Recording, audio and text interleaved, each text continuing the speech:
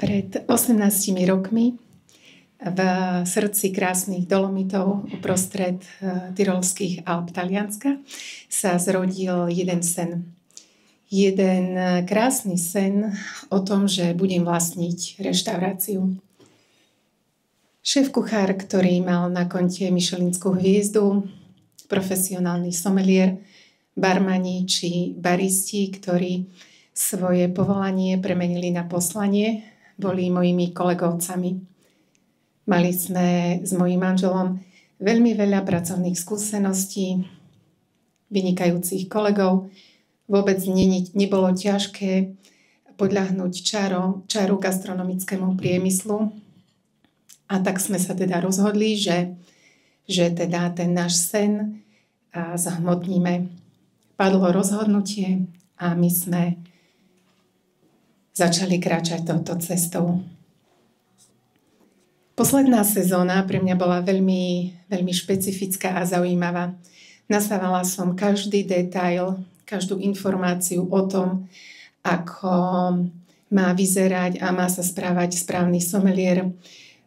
Všetko malo pre mňa veľký význam a dokonca som popustila úzdu svojej fantázie natoľko, že som sa tvárila, že hotel, ten krásny hotel, v ktorom pracujem, je môj. Naozaj som si dávala veľký pozor na to, ako sa budem správať k zákazníkom, ku klientom. Bola som ešte viac usmievavá.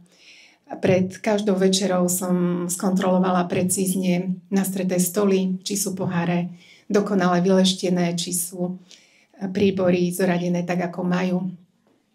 Môj šéf bol nadšený, sezóna bola skvelá, on priam dokonca levitoval. Naozaj do momentu, keď som mu teda povedala, o čo ide a prezradila som mu môj sen, že sa chcem vrátiť na krásne naše milované Slovensko. Gratulujem vám, Miroslava. Vaša práca bola excelentná. Myslím si, že ste sa naučila takmer všetko o riadení reštaurácie a aj hotela. Isto budete úspešná podnikateľka. Veľa šťastia. Takto ma vyprevádil Albert spolu so svojou manželkou a my sme s mojím manželom nasadli do auta.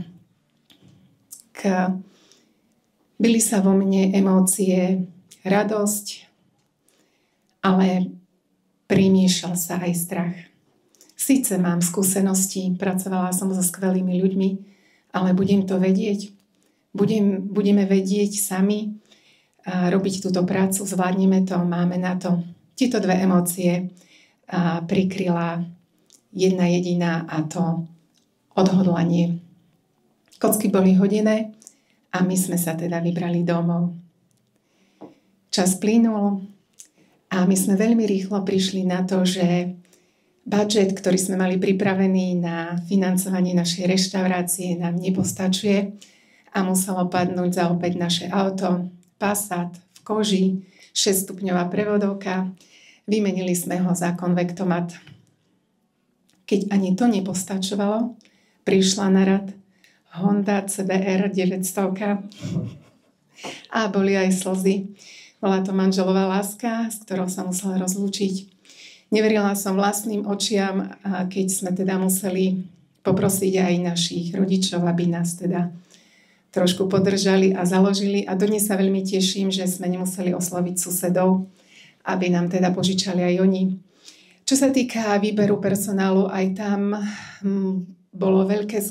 bolo sklamanie na mojej strane, pretože sa mi nepodarilo zohnať ľudí, ktorí by rovnako zdieľali nadšenie z tejto práce, ako som ho mala vo svojom srdci a ja. Povedala som si, nevadí, naučíme. Odhodlanie a vášeň bola veľmi veľká v mojom srdci a v tomto celom ma držal aj môj manžel jednou jedinou vetou. Neboj sa, o mesiac bude lepšie.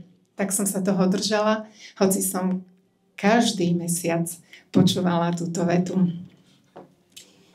Človek mieni, Pán Boh mení. Do môjho podnikateľského plánu vstúpilo tehotenstvo. Ako teraz, však nie je ešte ten mesiac, kde sa máme dobre, to ešte nemôže takto byť, takto som si to nenaplánovala.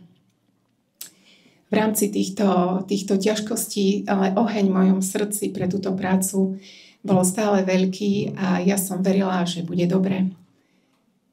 Ale v tomto čase môj manžel začal používať vetu: raz bude dobre. Raz. Veci sme riešili za pochodu, čože som častokrát v jednej osobe bola čašníčka, umývačka riadu, rozvozca obedov. Hlavne, že máme našu vysnívanú reštauráciu. Čas plynul a k týmto maličkým nezdarom prišli aj prvé ovocie našej práce. Som veľmi hrdá, že sme mohli previesť akciami aj známe slovenské osobnosti ako Lídia Eckhardt, Richard Miller, Miroslav Špirka, dokonca aj Iveta Radičová. Tešila som sa, wow, máme to, sme tu. Jedno ráno, odchádzajúc do práce, pripravujúc veci, otvorím chladničku, tma, zapnem rýchlovárnu kanvicu, nefunguje. Zapnem svetlo, nefunguje. Vybili sa nám poistky. Išla som to skontrolovať, poistky sú v poriadku. Do keľu. Zas nám tu niekto neoznámil, že teda idú vypnúť elektrinu a čo ja budem robiť? Mäso sa mi v chladničke pokazí, či tá mraznička vydrží. Doverujúc, že sa to vybaví, čím skôr odchádzame do práce, vyjdem na chodbu, svetlo svieti. Zaujímavé, otvoria sa dvere, vyjde vonku suseda, zdravím jej: Natália, dobré ránko, máte elektrinu? Máme. Všetko u nás funguje. V tom zbadám pána na chodbe s nápisom VSE. Hovorím manželovi: choď, prišiel pán z elektrárny, je tu na chodbe. Isto nám vysvetlí, čo sa deje. Keď sa manžel vrátil a jedným pohľadom som vedela, že zle je. Hovorí mi: Miri, sadni si, musím ti niečo povedať. Počúvam. Vieš, oni nás vypojili. Nezaplatili sme inkaso. Čože? My v tomto čase sme mali byť úspešní podnikatelia, mať nové krásne auto, veľa peňazí, spoločenský status a my nemáme zaplatenú elektrinu. To nemôže byť pravda. Úplne celá zúfala som si spomenula na slova Alberta: Gratulujem vám, Miroslava, budete úspešná podnikateľka. Nevedela som, či sa mám smiať alebo plakáš. V tom ma manžel chytil za ruky a vraví, že dve veci ti chcem povedať. Vždy tak nebude a teraz idem na elektrárne zaplatiť inkaso a uvidíme sa v práci. Od toho času prešlo 15 rokov. K reštaurácii sa pripojila úspešná cateringová spoločnosť. 4 roky prevádzkujeme kaviareň, v ktorej vám hovorím tento príbeh. Od elektríny nás už odvtedy nevypli. Zamestnávame 18 ľudí a nič nešlo tak, ako som si predstavovala. Problémov bolo viac, ako som si predstavovala. Trvalo to dlhšie, ako som si to predstavovala. Ale musím vám povedať, že bol to úplne úžasný a skvelý čas. A takto stojac si uvedomujem, že tie nestarí sú vlastne milníky, ktoré ma posúvali a posúvajú ďalej.